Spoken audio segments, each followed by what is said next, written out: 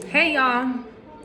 Today we are going to talk about the day I went bald. This was actually in 2018. It was like the middle of the summer and it was like 116 degrees outside. Um I was sitting at the light rail and I was waiting for the train to come so that I could go to the homeless shelter's church location for the night. I was homeless in the city of Mesa, Arizona, and I was like really in a bad place. Mentally, spiritually, physically, being homeless, especially in Arizona. It's like practically illegal to be homeless in Arizona. But I was. And I was exhausted. I had just got off of work and it was just a long day. It was a stressful day. My job was very stressful.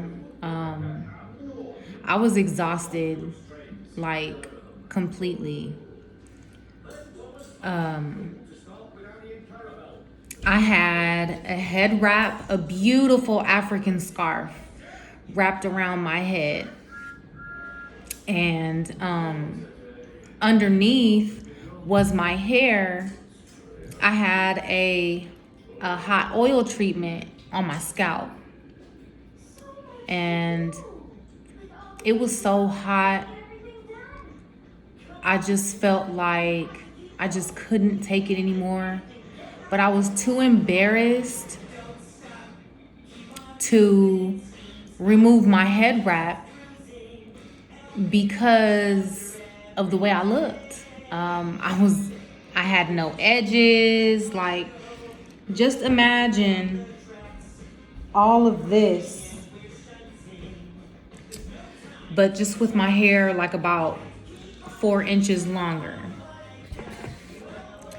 I was completely embarrassed, like as any woman would be when your hair isn't up to par or isn't up to your standards.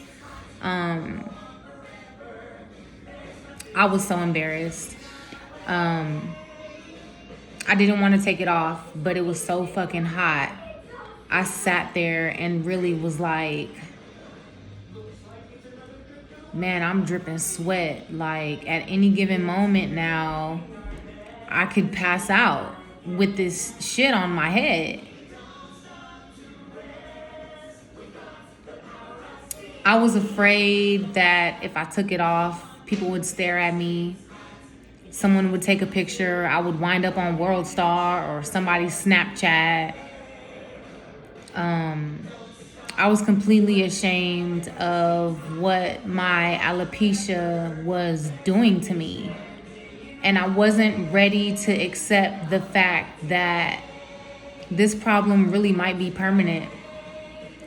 And for months, I had been thinking, I'm gonna go bald eventually. Like, eventually, this is gonna be my last bit of hair because nothing's growing back at this point.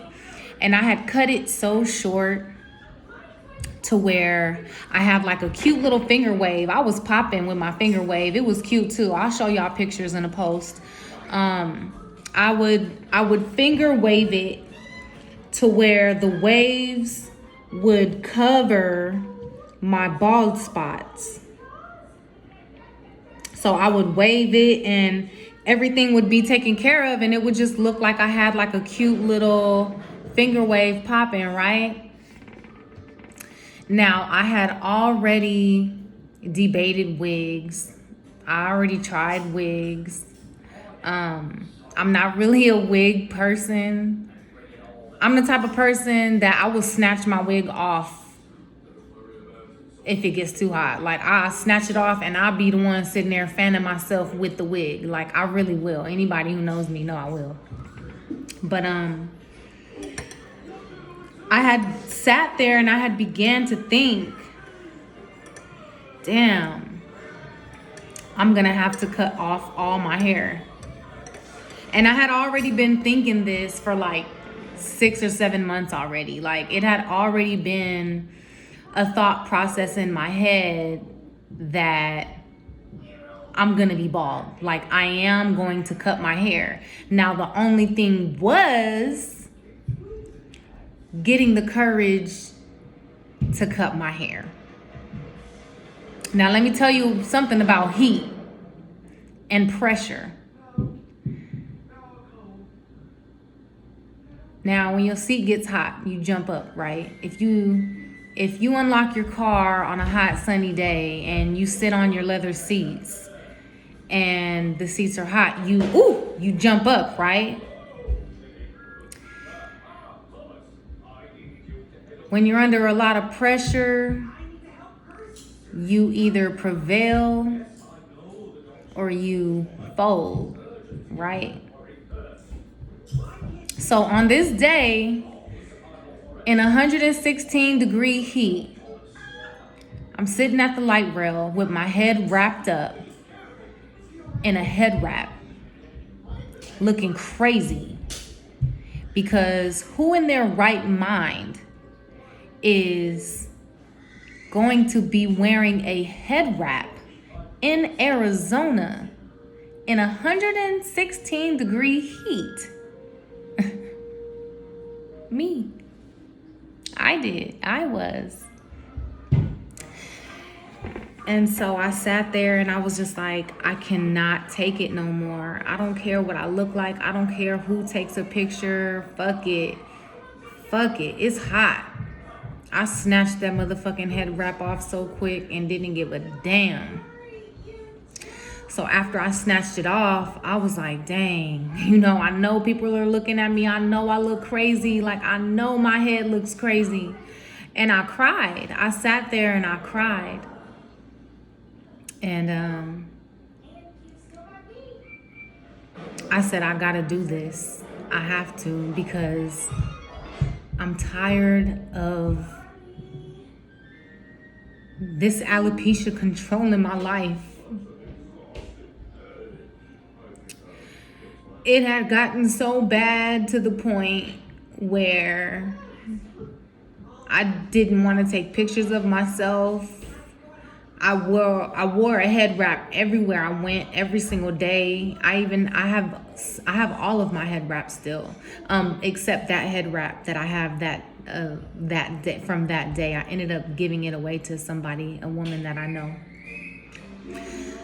But I felt like it was controlling me.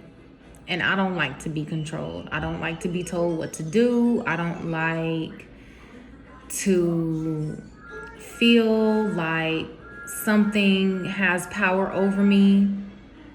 I'm just not that type of person. And my alopecia was doing that to me. So I sat there and I began to think, okay, like, well, what are you gonna do? Are you gonna, go to the dermatologist? Are you gonna shave off all your hair? Are you gonna wear wigs now?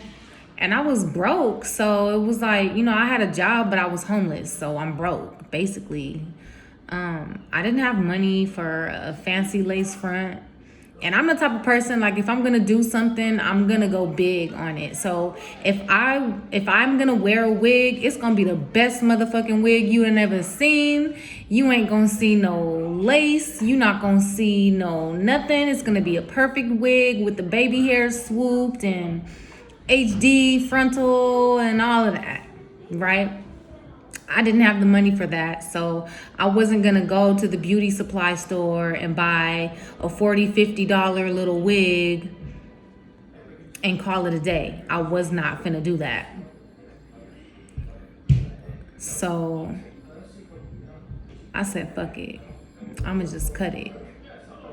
But I don't have no scissors. Like, I don't have no way at all to cut my hair.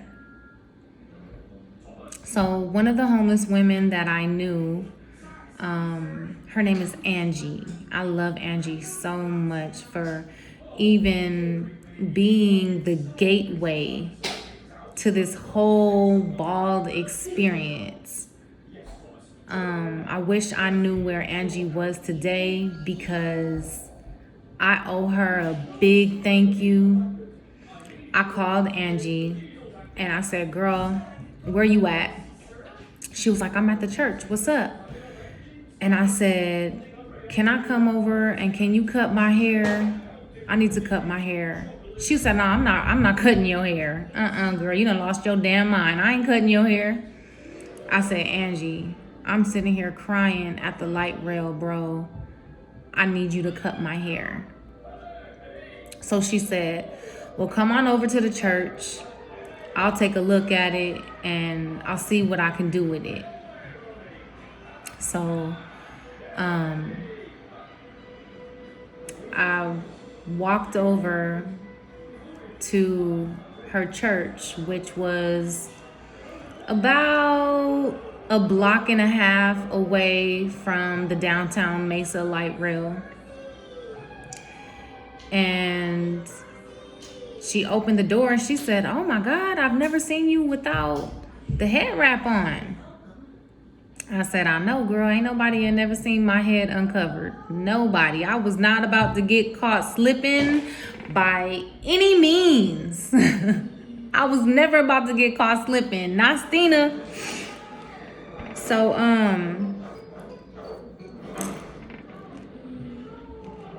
she was like, all right, we're gonna have to cut it off then. You sure you wanna do this? I said, yeah, I'm ready. It has to go. And like, I'm tired of it. It's controlling my eyes. It's controlling my life. I can't do this no more. So she saw the tears in my eyes and she knew that I had to do it. So she sat me down in her chair. She pulled out her clippers and she proceeded to cut my hair. Now I was crying so bad because when I had felt my head initially, when I felt the shape of my head, it felt like I had a cone head. Now, with my hair, I already felt like, oh my God, like I have this big, huge forehead. Then I have this fucking cone in the back. I'm about to look crazy as fuck. So I was boo-hooing because I knew I was about to be ugly as hell after this haircut. So she cut it all off. And she looked at me. She was like, wow, not what I expected. And I said, what? Do I look crazy? She said, not at all. She handed me a mirror and I looked in the mirror and I was like, ooh, shit. I look cute. So you know what I did? I got my makeup and I started to do my eyebrows. Excuse me, son. No. Excuse me. Excuse me, please. Go sit down, love. Yes, I'm filming with my kids in the house.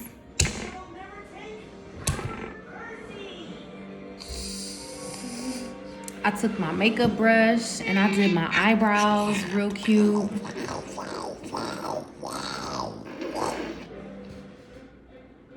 Right?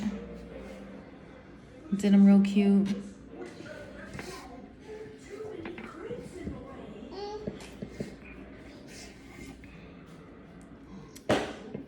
And proceeded to just check myself out with my new look. And I started to feel it. I started to really feel myself.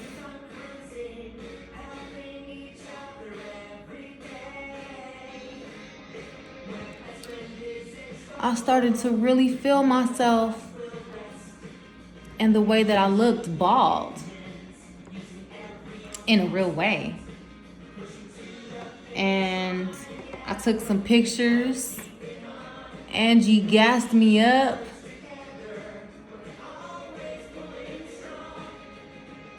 And right after the haircut, the very first person that I called was Justin, the father of my children, because I had been telling him, I had been bragging like, yo, I'm about to cut off all my hair.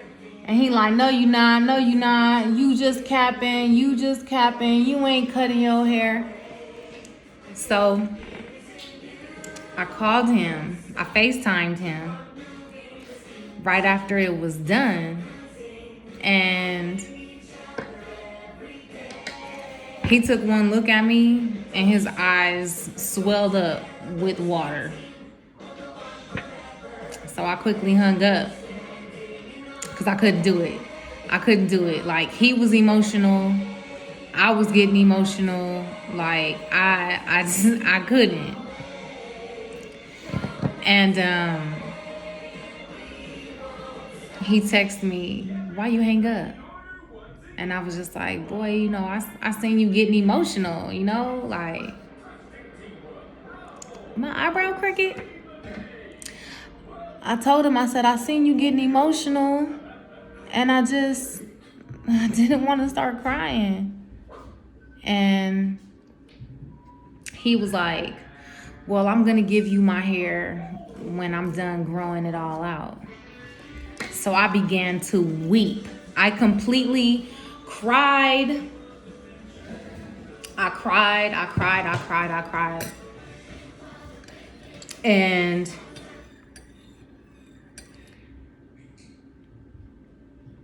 when I saw him in person, he was just like super emotional about it. And I was just asking him, like, you know, why are you so upset? And he said, this is just a constant reminder that you're sick. And that for me it cut me deep. It cut me really deep. Only because of the level of love that I felt coming from it. But for me, going bald was such an emotional breakthrough because why are you turning that? Give me that. Why do I hear it getting louder and louder? I'm filming with my kids at home. My home is my studio. And that's just what it is. But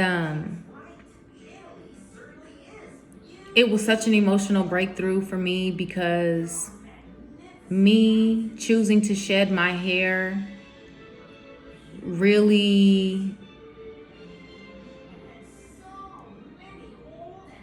it helped like push me through.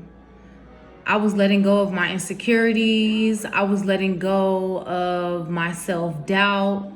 I was letting go of self-sabotage that I was doing. Just like the amount of self-sabotage that I was committing just to hide my hair, just to get away with pretending to be something that I wasn't. Be yourself. If I can tell my younger self anything, I would tell myself to be yourself. Because for me, going bald, I let go of everything. I let go of grudges. I let go of hurt that I felt. My siblings used to give it to me real bad too. They had the worst, best bald head jokes. And they wouldn't know it because I would be sitting there, I would be joking back with them. But deep down inside, that shit really hurt my feelings. Like, it really, really hurt me so bad, to the fact that, like, damn, I can't do nothing about my hair falling out. I can't control it. I'm trying to grow it back, and they keep talking about me. Like, they just don't give a fuck about what I'm going through. And I don't blame them for it at all, because they didn't understand at all the capacity of what I was going through and experiencing. To them, they were just cracking jokes on their bald-headed ass sister. But to me, it was a whole lot more than that, because for me, my hair has been everything to me my whole life. I used to color my hair, flat iron my hair, curl my hair, braid it. And in high school, man, my hair was like every single color, like every single color. I was a cheerleader, so I was always doing something new to my hair, always cutting it, always dyeing it, always cellophaning, always doing something. So my hair was just always very diverse my whole life. And before I wanted to accept the fact that I was going bald, I was just like, dang, I just want to get my long, curly, silky hair back. I just want my long hair back. Please. I used to pray on it, and I would be like, why isn't God hearing me? Why isn't he giving me my hair back? What is this? What is this? But when God wants you to grow, he will make you uncomfortable until you can't take it no more. He will make you uncomfortable until you cannot take it.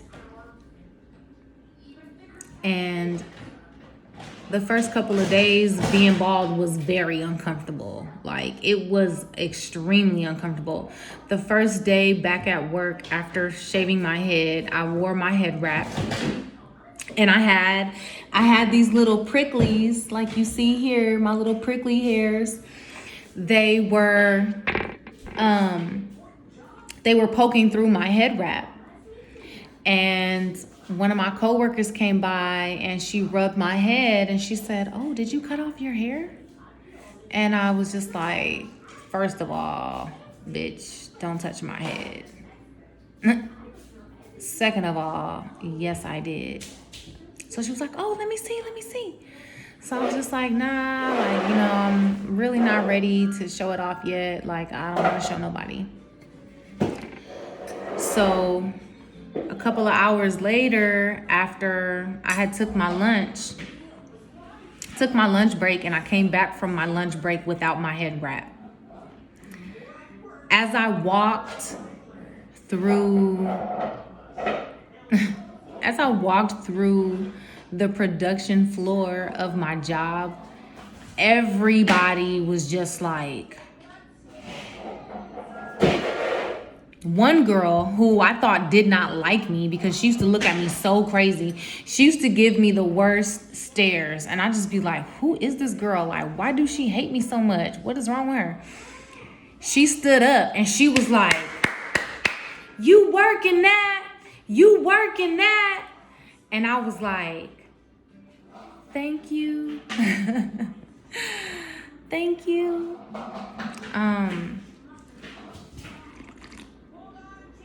Ooh, hibiscus and dandelion root tea.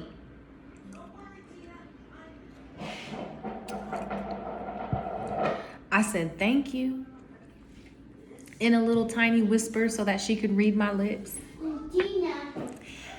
And after that, I never hid my bald head again. And